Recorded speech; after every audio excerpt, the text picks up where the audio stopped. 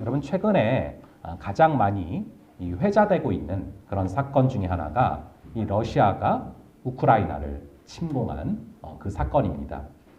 우리는 계속해서 우크라이나를 위해서 또 그 안에 있을 우리 믿음의 형제 자매들을 위해서 기도해야 할 줄로 믿습니다. 이번 사건이 터지면서요, 이 전쟁이라는 것이 게임 속에서만 나오는 게 아니라 실제로 우리의 일상에서 벌어질 수 있는 사건이다라는 것이 굉장히 큰 충격으로 다가온다라는 말을 저는 이번 한 주간 참 많이 듣게 됐습니다. 근데 사실 여러분, 우리는 이미 전쟁 가운데 살아가고 있습니다. 엄청난 영적인 전쟁 가운데 우리는 매일매일 매 순간순간을 지내가고 있습니다. 그 말은 우리의 마음을 공격하고 우리의 영혼을 공격하는 그런 실체가 있다라는 것이죠. 그렇기 때문에 우리가 그렇게 자주 살면서 화가 나고 짜증이 나고 기분이 나쁘고 우울한 것입니다. 여러분, 가장 무서운 적이 어떤 적인지 아십니까? 보이지 않는 적이 가장 무서운 적입니다. 그래서 어떤 공포 영화가 정말 무서운 영화냐 하면은 이 미지의 상대가 계속해서 나를 쫓아다니는 거죠. 나는 그 상대방이 보이지 않는데 상대방은 내가 보이는 겁니다. 그게 무서운 거죠. 성경을 보시면 우리의 싸움은 혈과 육에 대한 것이 아니요 보이지 않는 영적 권세들에 대한 싸움이다 라고 말씀하고 계십니다. 보이지 않지만 영적 권세들이 있고 이것이 우리를 공격할 때가 있다는 것이죠. 그래서 우리가 살아가면서 보면요, 이 영적인 부분을 빼놓고서는 도저히 설명할 수 없는 부분들이 생각보다 굉장히 많습니다. 이 이단들을 대처하고 이단들을 자세히 연구하고 분석하다 보면요, 이 교주들을 보죠. 의외로 인간적인 매력이 의외로 없어요. 말을 잘하는 것도 아니고 어눌하고, 아니 어떻게 저런 사람한테 수만 명이 미혹이 될까 싶은데요. 이것은 혈과 육에 대한 것이 아닌 겁니다.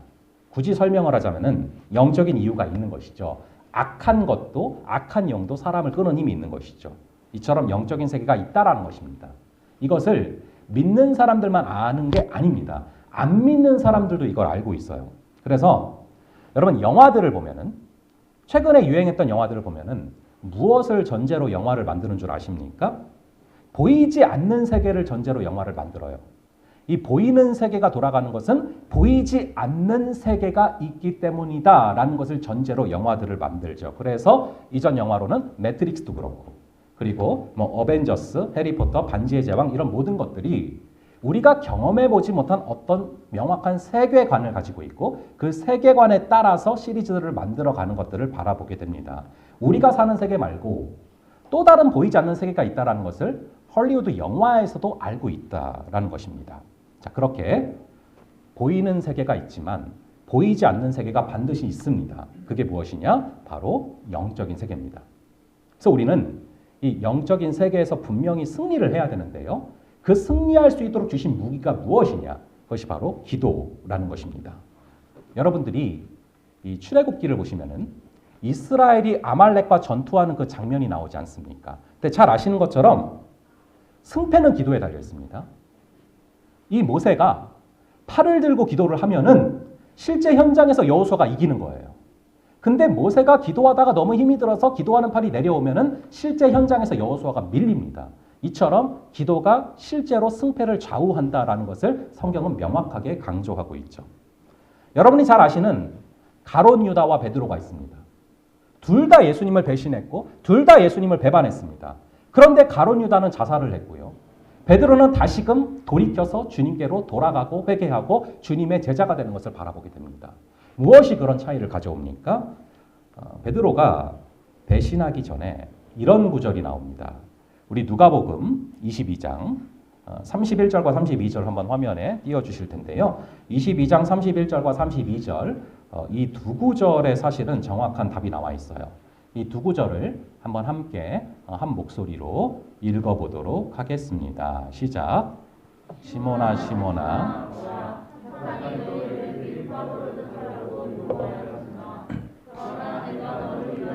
내 믿음이 떨어지지 않기를 기도하였노니 너는 돌이킨 후에 내 형제를 굳게 하라. 여러분, 사탄이 너희를 요구하는데 밀가부르도 타려고 요구했다라고 말씀하십니다. 여러분 밀가부르는 게 뭡니까? 뭐 까부는 겁니까? 뭐 하는 겁니까? 밀가부른다. 이 밀가부른다, 즉 밀가부르듯이 요구했다라는 얘기는 무엇이냐 하면은 이 밀가부르는 것은요. 껍질이 섞여 있는 밀에서 순수한 밀을 골라내는 것입니다. 껍질이 섞여 있는 많은 밀들 가운데 순수한 밀만 골라내는 것인데 아시다시피 밀이 너무나 조그맣기 때문에 이것은 굉장히 정교한 집중력이 요구됩니다. 이 얘기는요.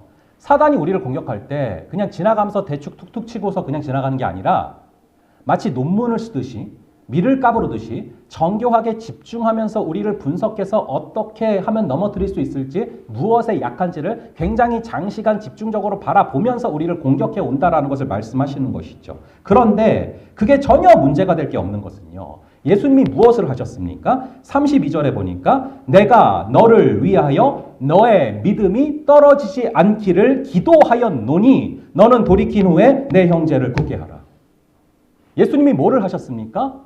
기도하셨다라고 명확히 말씀하십니다. 3번을 배신하기 전에 명확하게 예방주사를 즉 백신을 넣어두신 것이죠. 그렇기 때문에 베드로는 다시금 돌이키고 회개했고 다시 돌아올 수 있었던 것입니다.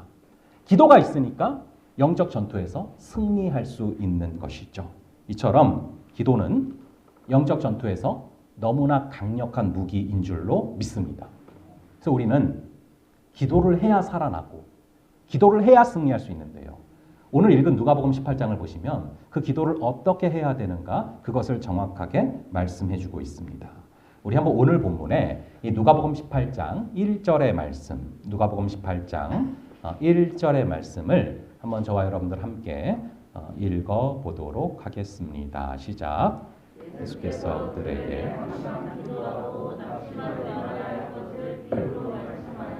아멘. 여러분, 기도하고 낙심을 하지 말아야 할 것을 비유로 말씀하셨다라고 써져 있어요. 이 얘기는 기도하고서 낙심할 일이 생길 때가 있다는 겁니까? 없다는 겁니까? 있다는 겁니다. 그걸 전제로 하시는 거예요. 기도하고 낙심하지 말 것은 이라고 얘기하셨다는 얘기는 기도하고서도 낙심할 일이 생길 때가 생각보다 많다는 것이죠. 그럼 여러분들은 주로 언제 기도를 하고 낙심을 하게 됩니까?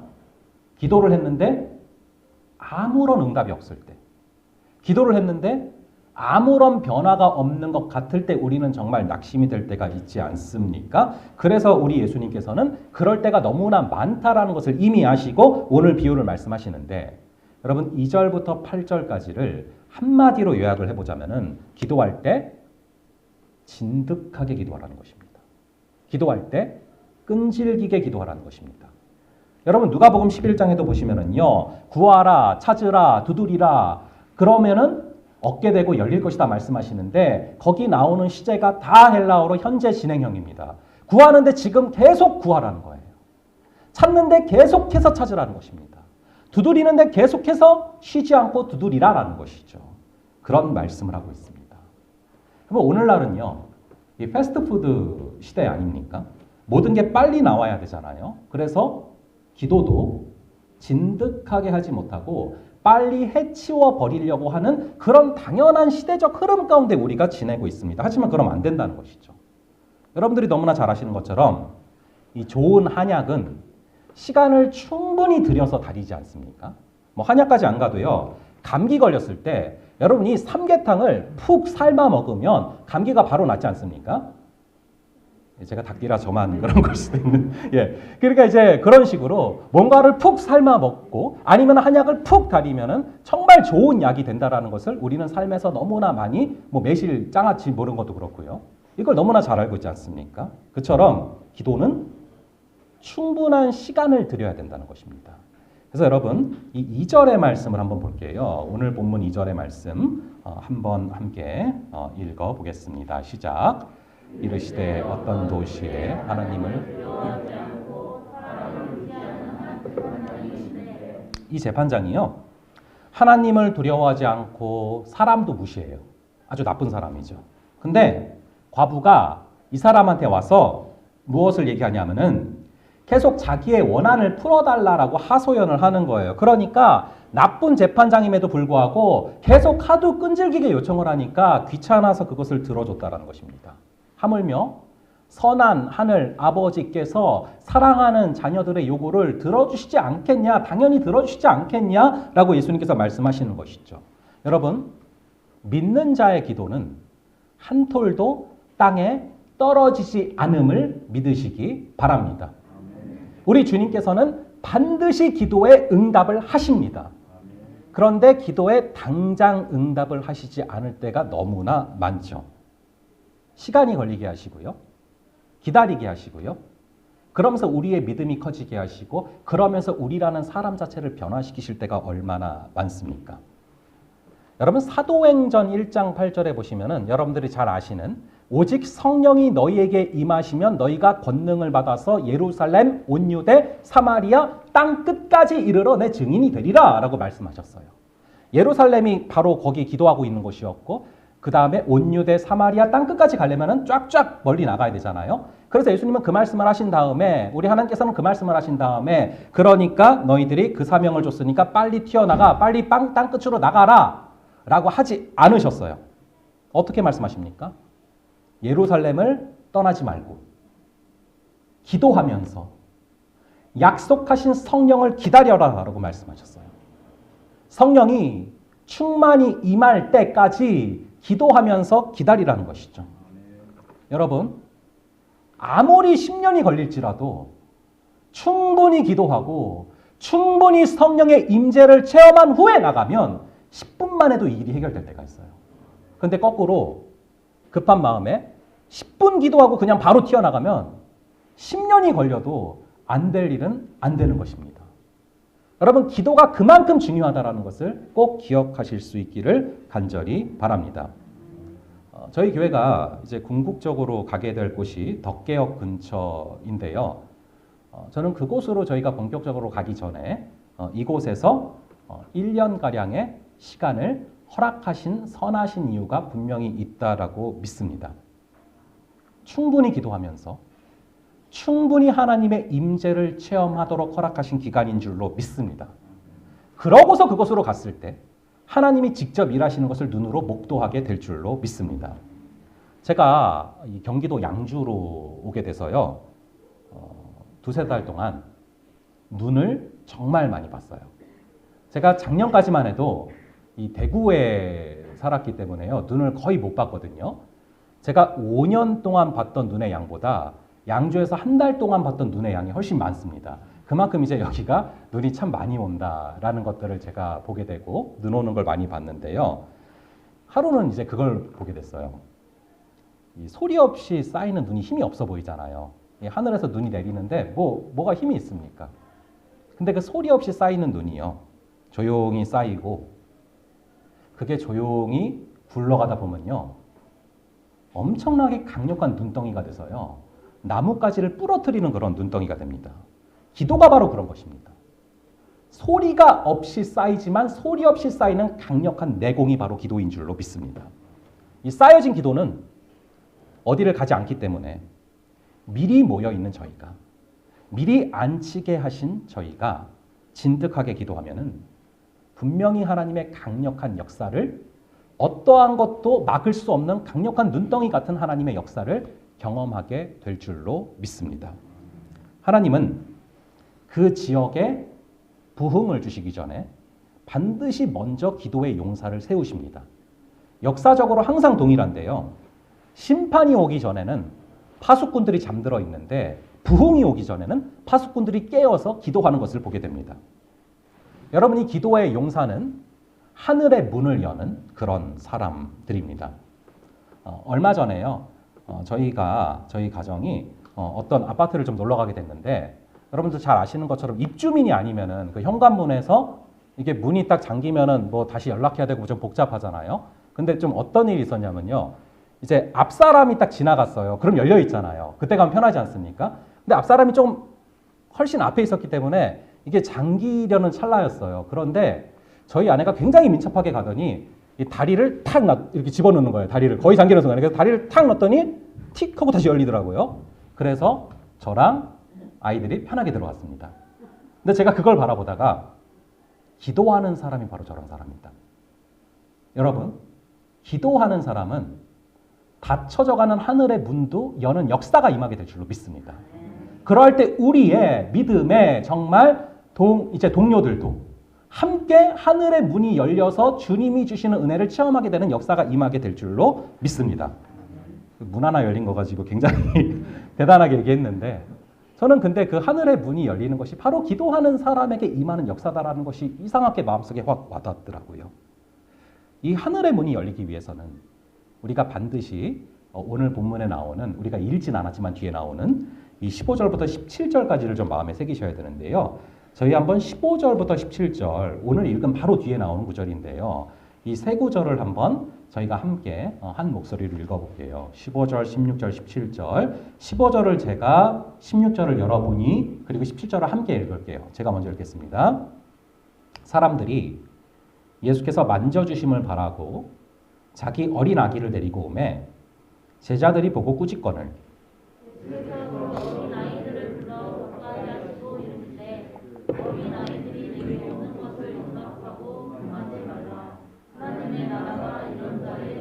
다 함께 하나님의 나라를 어린아이와 같이 받아들이지 않는 자는 결단코 거기 들어가지 못하리라 하시니라. 아멘. 저는 어려서부터 이 구절을 항상 어린이 주일에 들었던 그런 기억이 납니다. 그런데 이 구절은 사실 어린이 주일에 걸맞는 그런 어린이를 향한 구절이라기보다는 맥락상 보시면 전후좌우 앞뒤가 다 그래요. 기도를 강조하는 맥락 가운데 나오고 있는 말씀입니다. 즉 기도에 대한 가르침을 주시는 가운데 어린아이에 대한 얘기를 하시잖아요. 즉 어린아이처럼 기도를 해야 된다는 거예요. 그렇게 기도할 때 하늘의 문이 열린다는 것입니다. 16절을 보시면 예수께서 그 어린아이들을 불러 가까이 하시고 이르시되 어린아이들이 내게 오는 것을 용납하고 금하지 말아라. 하나님의 나라가 이런 자의 것이다. 어린아이처럼 기도하고 어린아이처럼 주님께 나아가는 자가 응답받게 되는데 어린아이처럼 나아가고 어린아이처럼 기도하는 것이 과연 무엇을 의미합니까? 여러분들이 다들 거의 다 애들을 키워보신 분들이 많으시기 때문에 잘 아시겠지만 또 뭐 안 키워봤어도 여러분들이 옆에서 이렇게 많이 본 경험이 있어서 아시겠지만 이 애들은 무서울 정도로 자기의 감정에 충실합니다. 예를 들어서 이 갓난애 하나가 여기서 이제 예배를 드리고 있었어요. 잠이 들어 있었어요. 그러다가 중간에 딱 깬 거예요. 깼을 때 배가 고플 때 주변의 분위기를 보면서 앞에 어떤 아저씨가 말도 하고 있고 주변이 조용하니까 내가 좀 있다가 울어야지 하고 참을 수 있습니까? 절대 그럴 수 없어요. 이 애들은 자신의 배고픔을 만천하에 드러냅니다. 계속 울면서 지금 밥 안 주면 죽겠다라는 것을 온 천하에 공포를 하죠. 근데 예수님께 나아갈 때 우리가 사실은 때로는 이런 마음으로 나아가야 한다는 것입니다. 어린아이의 마음으로 나아가는 것이 무엇일까를 이 성경을 쭉 이제 읽다 보니까요.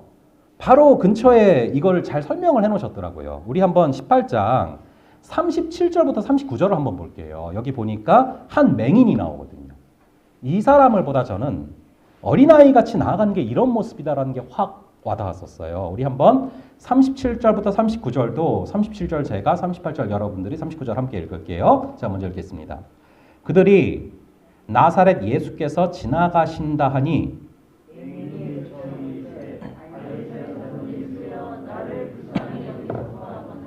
함께 앞서가는 자들이 그를 꾸짖어 잠잠하라 하되 그가 더욱 크게 소리질러 다윗의 자손이여 나를 불쌍히 여기소서 하는지라. 여러분 이 맹인이 예수님이 지나가신다라는 얘기를 주변에서 하는 걸 듣게 된 거예요. 그랬더니 어떻게 합니까? 소리를 질러요. 다윗의 자손 예수여 나를 불쌍히 여기소서. 얼마나 크게 소리를 질렀던지 사람들이요. 좀 조용히 좀 하라고 잠잠하라고 막 혼을 냅니다. 그랬더니 어떻게 합니까? 더욱 크게 소리를 질러요. 다윗의 자손 예수여 나를 불쌍히 여기소서. 여러분 이 사람이 왜 그랬는지 아십니까? 이분이 맹인이잖아요. 앞을 보실 수가 없잖아요.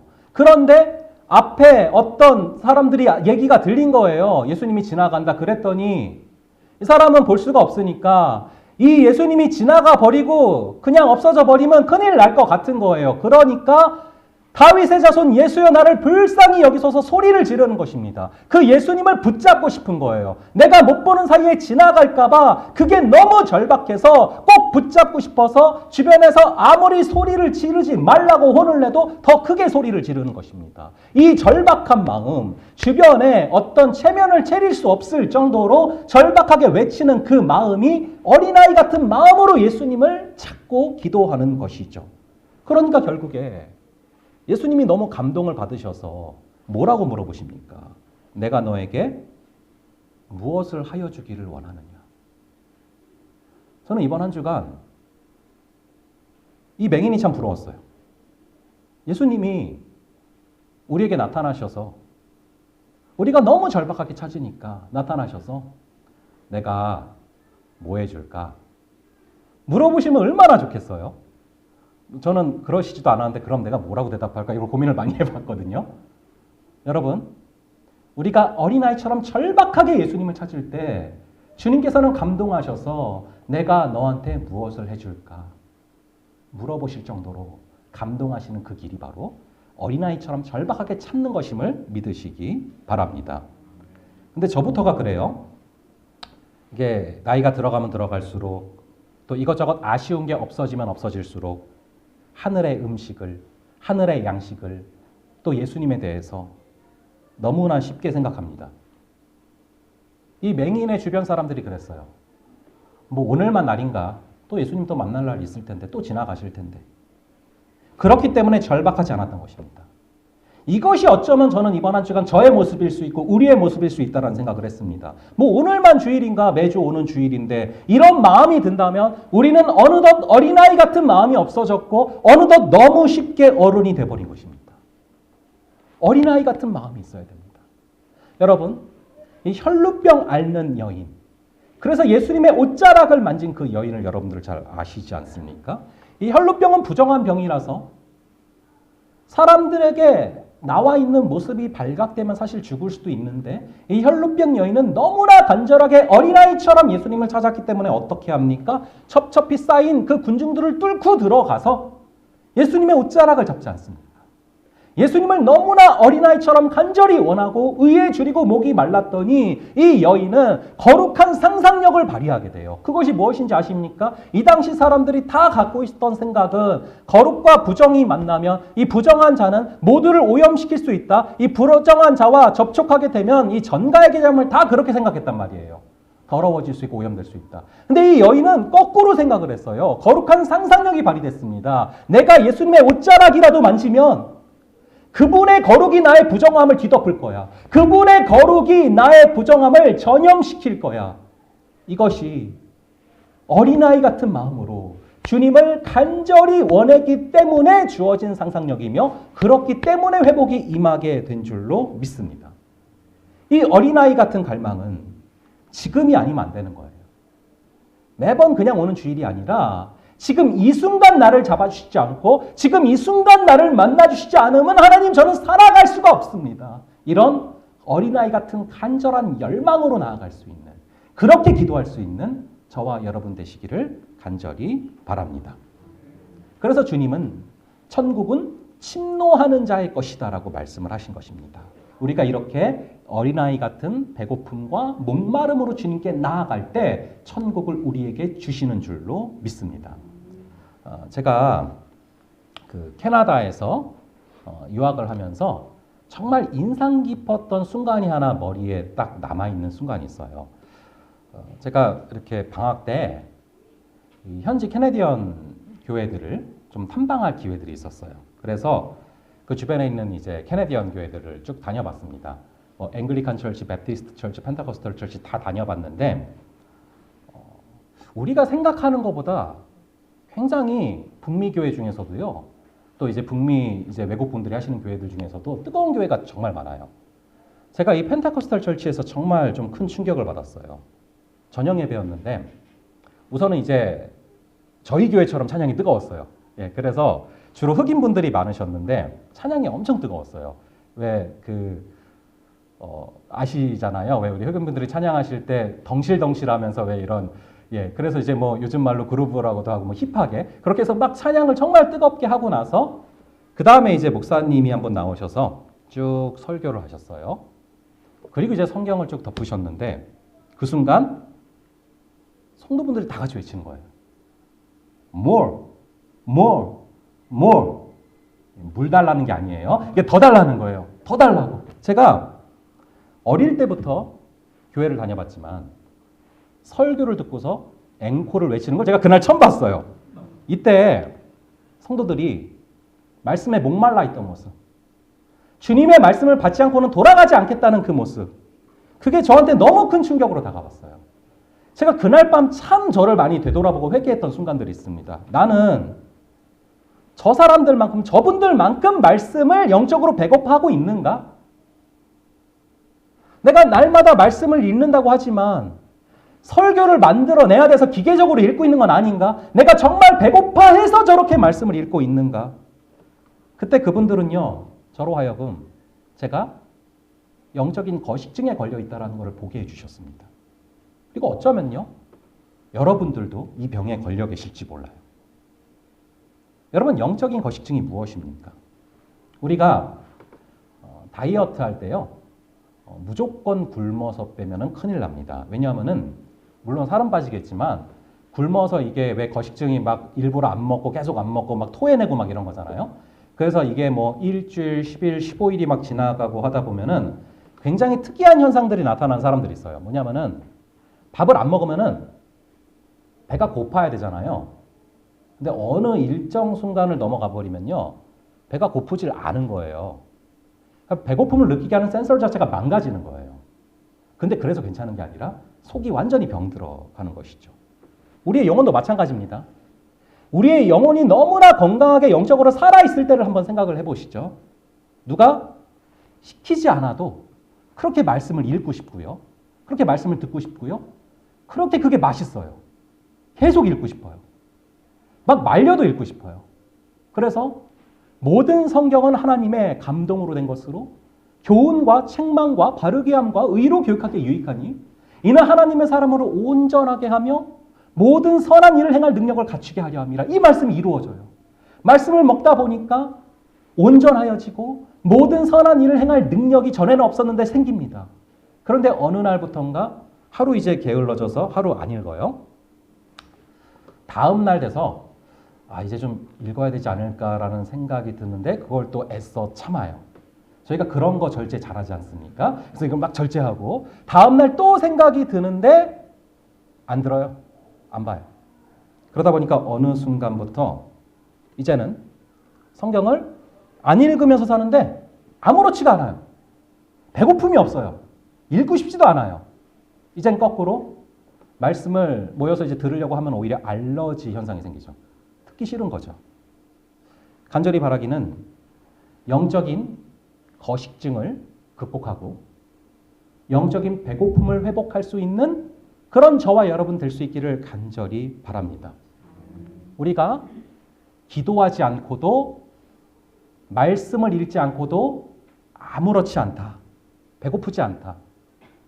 굉장히 심각한 상황인 것입니다. 우리가 말씀을 읽지 않아서 기도를 하지 않아서 완전히 아사 상태인데도 배고파 죽기 직전의 상태인데도 마치 괜찮은 것처럼 헛된 배부름을 주는 그 우상이 뭔지 여러분 직면을 하셔야 됩니다. 그 우상을 내려놓아야지만 우리의 영적인 배고픔, 말씀을 향한 배고픔, 기도를 향한 배고픔이 회복될 줄로 믿습니다. 그 우상이 무엇입니까? 오늘 구절을 통해서 하나만 살펴볼 건데요. 저희 한번 오늘 읽은 구절 중에서 11절, 12절을 볼게요. 11절, 12절을 보시면 이 기도를 하는데 이 바리새인과 세리가 어떻게 기도하는지를 대조해 놓고 계시거든요. 예수님께서. 저희 한번 11절과 12절 이 두 구절을 한번 읽어 보겠습니다. 시작.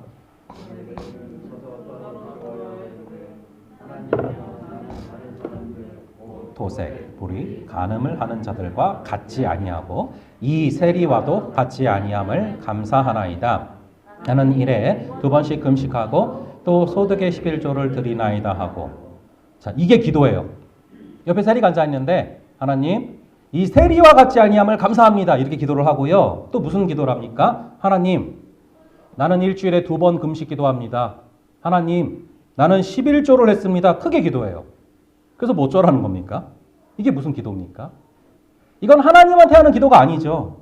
세리 들으라는 거잖아요. 세리 들으라는 식으로 비수 팍팍 꽂아가면서 기도하잖아요. 여러분, 이 11절과 12절 우리가 방금 읽은 이 내용을 두 글자로 요약하면 무엇입니까? 교만이죠. 이렇게 자기 의가 꽉 차 있고 교만한 사람은 절대로 하나님을 배고파할 수가 없습니다. 절대로 가난한 마음이 생길 수가 없고 절대로 하나님이 들어갈 공간이 없는 것입니다.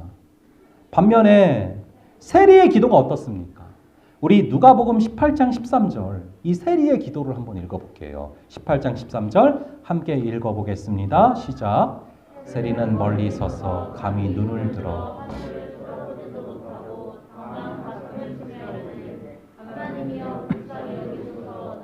죄인으로소이다 하였느니라.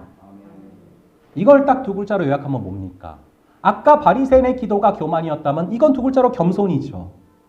그러니까 하나님께서 인정해 주시고 그 가난한 마음을 의로 여겨주시고 의에 줄이고 목이 마르니까 주님께서 충만하게 채워주시고 너가 의롭다라고 말씀하지 않으십니까? 여러분, 우리가 하나님 앞에 나아갈 때 나의 의로움을 들고 나갈 수가 있습니까?